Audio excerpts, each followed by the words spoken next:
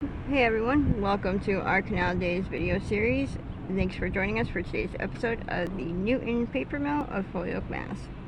I am your host Carrie, here with my co-host, local historian and founder of the Historical Tours of Greater Holyoke, Robert Colon. As your personal tour guide, Robert will lead you through some of the most iconic sites and their legends of historic significance throughout New England's preeminent and pivotal state of Massachusetts. With his expert insights, every monument and memorial story comes to life. Afterwards, don't forget to check out his website, holyokecanaltour.org, to access the full Canal Days video and podcast series. And also check out his free in-person public tours he offers throughout Western Mass and the 2025 schedule for these special events. You can also book personalized private tours for groups of all sizes tailored to your interests. And to discover all that and much more, remember to log on to holyokecanaltour.org. And get ready to be transported back in time on an unforgettable adventure. Across the street from Jackson Street, it was opened up by a man named Moses Newton. He was one of the four Newton brothers that came to Holyoke to make their great wealth.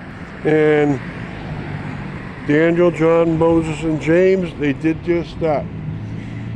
And it was Moses that opened up this one, so he did a project all on his own. He might have had his brother Daniel make the mill.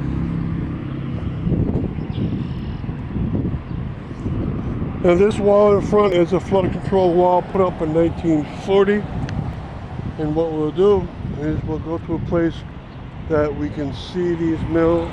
Now you notice that the mill is very low level, only one or two floors. Right, it's adjacent to his brother's mill. James started up a mill called the Chemical Paper Company, and that's over here and includes the buildings on the far end there, where now there's Hayes and Paper and other companies, including University Products. But right from this edge here, these are the buildings called the Newton Paper Company, opened up by Moses Newton himself. Now this bridge is a bridge that could bring supplies across. It's a bridge only for the mill itself. The workers for his company would have lived in what would later be called the Battleship Apartments. Those were the Newton's family's worker homes mills. And there was a lot of them because they owned a lot of mills. Okay, you can see it's still being used. Sunoco Paper does a lot of its work out of this particular mill here. If you notice, there's a bridge even on the side here made of wood. This was a pedestrian bridge, so even when trucks were going by, the workers could still go over the wooden bridge on its side. It's now quite dilapidated.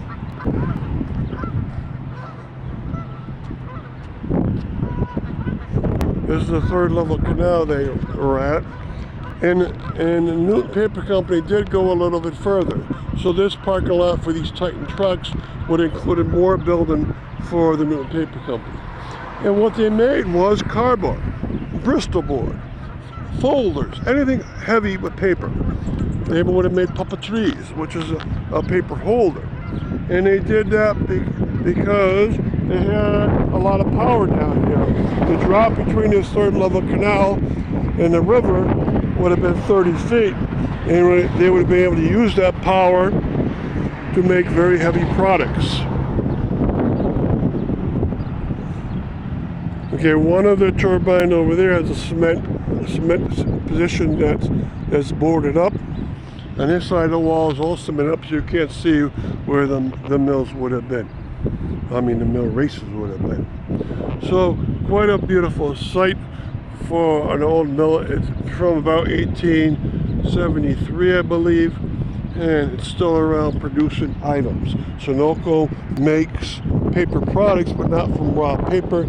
They make it from recycled paper, and they make mostly paper containers to hold fragile items.